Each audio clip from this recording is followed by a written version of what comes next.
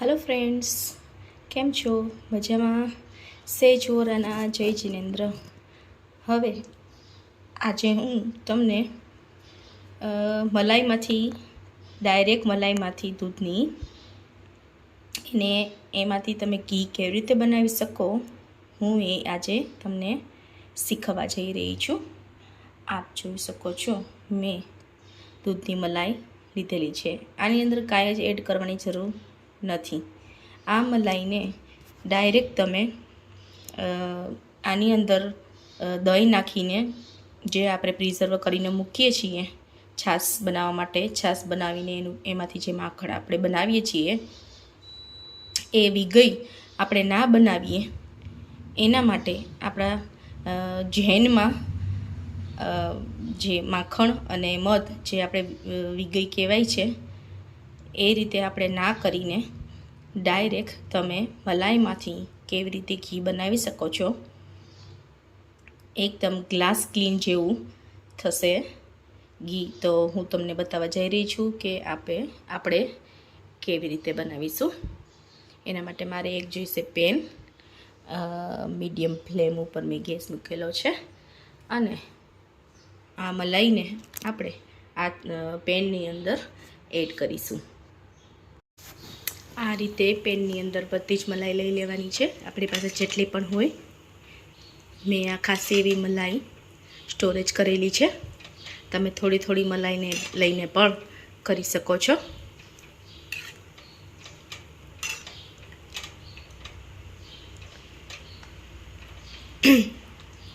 એને 5 થી 10 મિનિટ માટે હાઈ ફ્લેમ ઉપર મેં મૂકેલું છે. આપ જોઈ શકો છો. આને બનતા થોડી વાર લાગશે એટલે પેશન્સ તો આપણે જરૂરથી રાખવી જ પડશે. થોડુંક ઉભરા જેવું લાગે આવી રીતે હલાવતા જવું જેથી કરીને આવી રીતે કોર્નરમાંથી જેથી કરીને બેસતું ના જાય આપણું ઘી નીચે.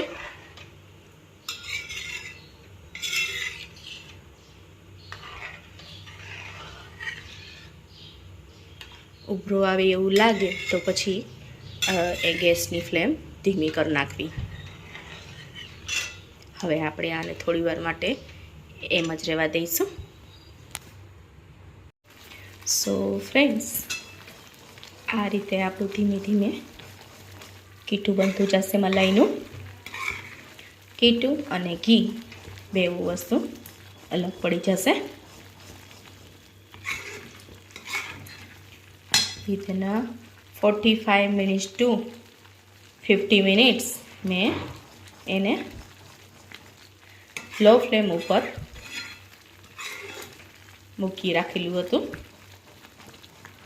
હવે હાઈ ફ્લેમ ઉપર ફાસ્ટ આવી રીતે હું હલાવતી જઈશ જેથી કરીને આપણું પીઠું નીચે બેસી ન જાય અને દાજવાની કે બળવાની કોઈ જ જાતની સ્મેલ એમાં ના આવે ઘીમાં. કીટુને તમારે જો એમાં ખાંડ પણ નાખી શકાય છે તો એને લાઇટ ગુલાબી કલરનું રાખવું. જો એને પેંડાની જેમ તમારે ખાવું હોય ટેસ્ટ એનો સેમ માવા જેવો આવશે.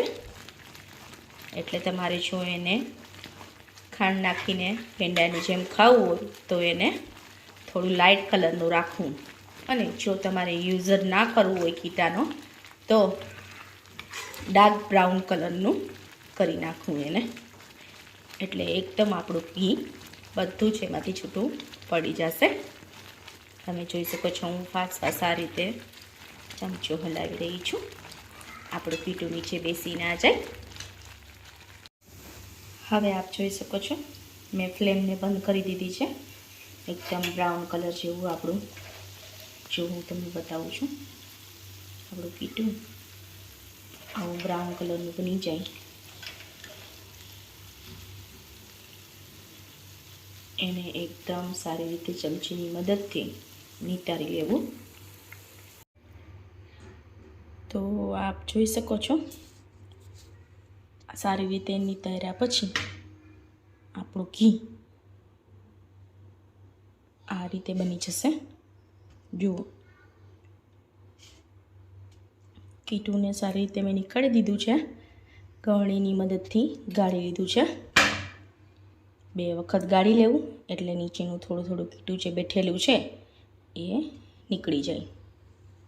તો આ છે આપણું આજની રેસીપી, ઘી કઈ રીતે બનાવવું. Thank you for watching. Please like, share and subscribe કરવાનું ભૂલતા નહીં, જેથી કરીને હું નેક્સ્ટ રેસીપી મારી જે મૂકું એ તમે આસાનીથી ઝડપથી જોઈ શકો. Thank you very much.